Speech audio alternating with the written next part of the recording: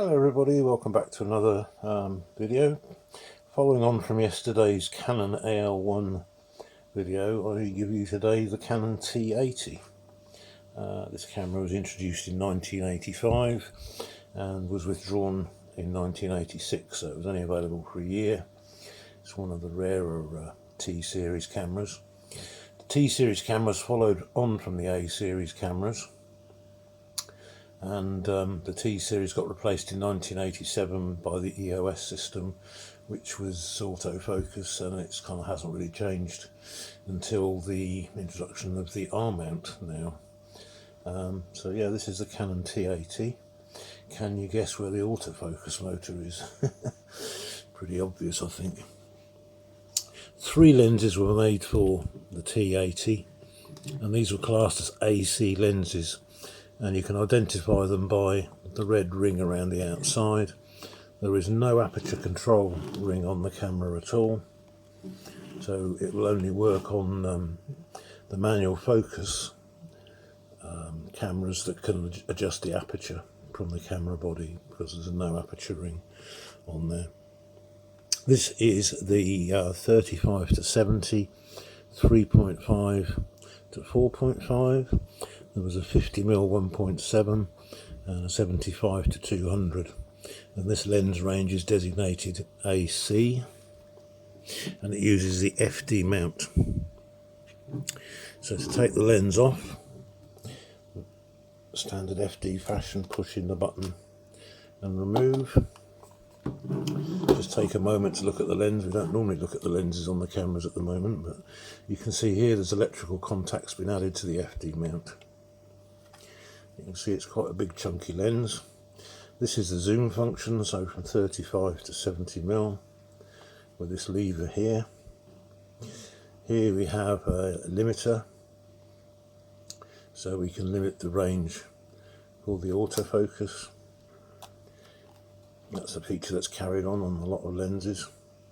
And then here we have one-shot servo and the manual, so you can manually focus the lens.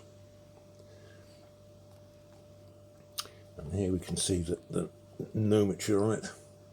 Canon zoom lens, AC, 35 to 70, and this is made in Japan. But yeah, red ring, no aperture control ring on them at all.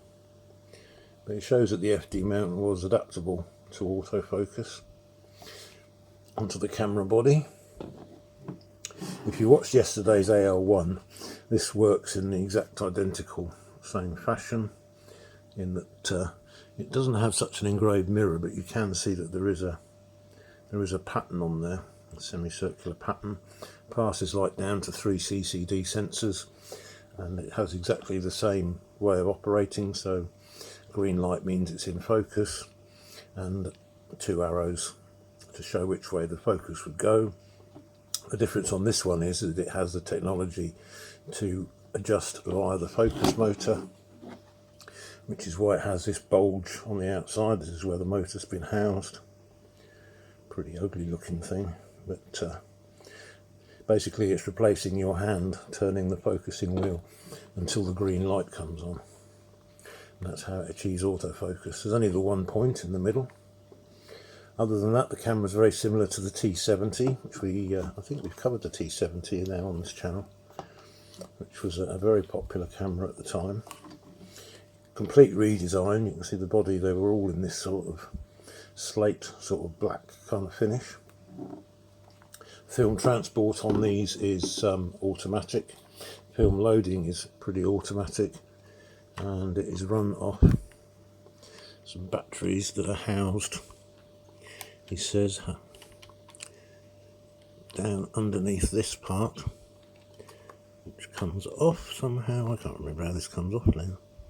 This has got batteries in it, there we go. The cover comes off, and this runs on 4 AAA batteries, so double what the AL1 did. So these batteries power everything. They power the shutter, the film advance, the film rewind, and all the functions for controlling the motor in the lens. So hence the reason it has 4 AAA batteries. Has a better solution for the battery door, to be truthful. So that's where your batteries live. down at the bottom there. On the front, very plain. You've got the grip and a couple of lug straps, and that is about it, along with the mount. There's a button here for exposure memory. Alright, let's have a look at the top. So up here we have a shutter release button. No connection for a cable release. You can't put a threaded cable release on this camera. We have an LCD panel along here, and we have this switch here, which I can't remember what that one's for. Can't remember. Hot shoe, dedicated. It's got the flash ready symbol inside of it. Over here we have battery check, we have mode and ISO, and also bracketing is available as well. On the back we have the on-off switch, so we have L for locked, A for activated or on, and we have a self-timer function as well. Let's pop the lens back on. Mirror box is pretty standard, apart from any differences, obviously these electrical contacts that they put in, so red dot to red dot, and twist the lens clockwise through a quarter. So if you power it on, you can see that the icons on the LCD become a bit brighter. And when it comes to modes, that's what the button does, it changes the modes. So this has program mode, so in program mode it controls both the aperture and the shutter speed. We have different modes here. It has these scene modes, so sports, portraiture, more sports, and groups. And it also has a range of different options. It has depth focus, which gives you a very high f number, so it gives you greater depth of field. It has shallow focus, i.e. bokeh, for a wide open aperture or a very shallow depth of field. It has a stop action function, which is fast shutter speed. It has a flowing action, which is a low shutter speed for blurring things like cars, etc. And it also has a program mode, as discussed. So if we change those over, there you can see the different modes. ISO, as it was called then, is set there. You can see this is displaying 400. I think we're actually putting 200 in it, so just by using this toggle switch, 200. Battery check, you can see we get 3 bars at the bottom, so that shows that the battery's good and it's sort of ticking a little bit. And I think 2 of them together is bracketing.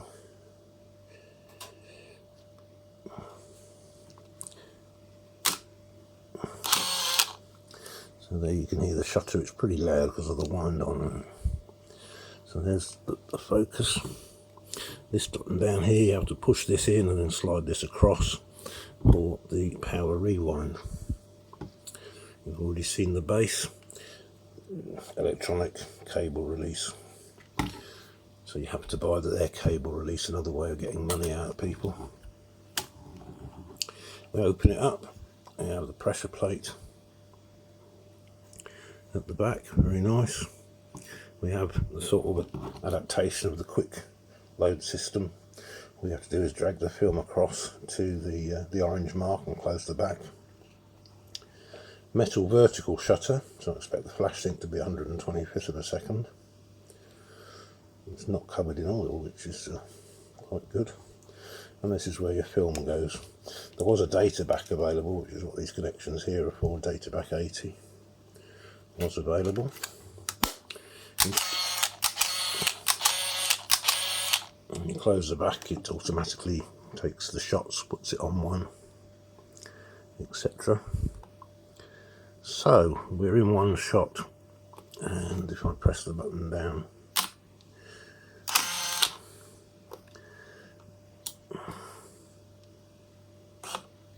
there you can see it focusing.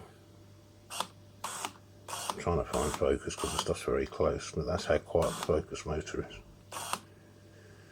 Doesn't sound too dissimilar to lenses of today, to be fair. You can use any of the manual focus FDs. This is a 50mm 1.4. It will give you focus confirm, just like the AL1 did, but obviously it won't give you autofocus because there's no motor. So you could still use your manual focus lenses with this camera, and you could use the AC lenses on bodies that could adjust the aperture. Like I said, it doesn't have an aperture control ring. Quite a simple camera really, quite heavy, quite front heavy as well because of that addition of that motor in there.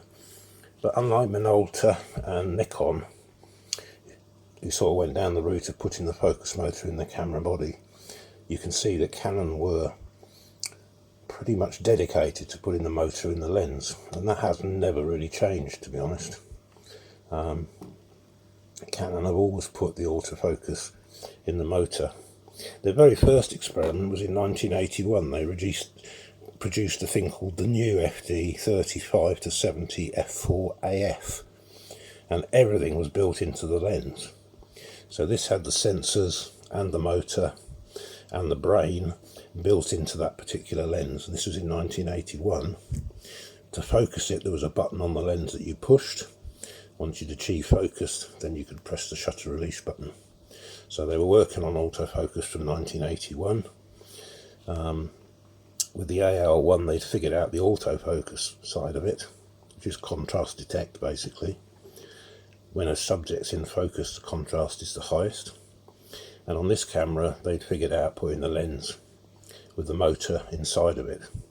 And that's carried on ever since. Every EF lens has the autofocus motor in the lens. Canon have never made a body with the autofocus motor in the body. And it's a system that they thought would work.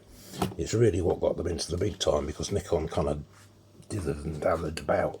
So that they had, some cameras had a focus motor in the body, some cameras didn't. Some lenses were screw adjust, others weren't. It all got a little bit confusing with Nikon. I find it very confusing with Nikon. Compatibility is an issue, but with the EOS system from 1987, every EF lens works on every EF camera. I used relatively new lenses on my old film cameras, things like the 16-35 f4 LIS works perfectly on film cameras.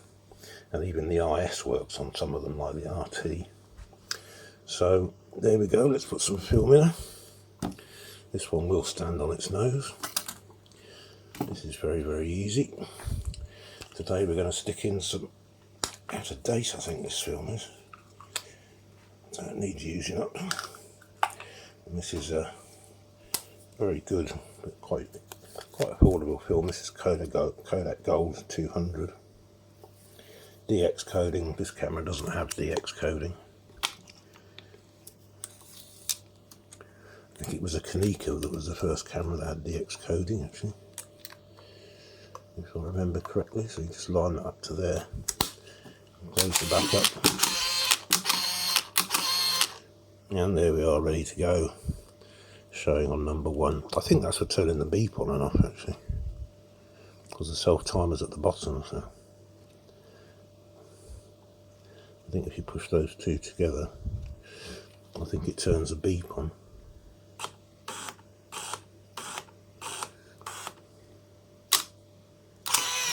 It's the same display inside.